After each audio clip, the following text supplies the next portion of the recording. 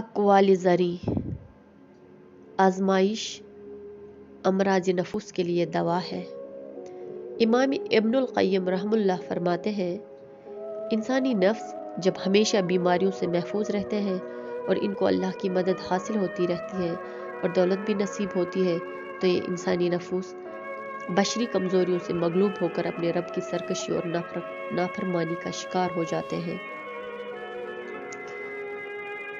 اور دنیا کے شیدائی بن جاتے ہیں، اور اس کے نتیجے میں یہ سرکش انسان اللہ کی عبادت سے اور آخرت کی تیاری سے غافل ہو جاتے ہیں۔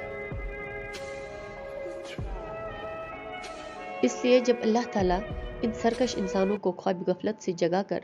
نیک بنانا چاہتا ہے تو ان پر مختلف قسم کی آزمائش اور بیماری نازل فرماتا ہے۔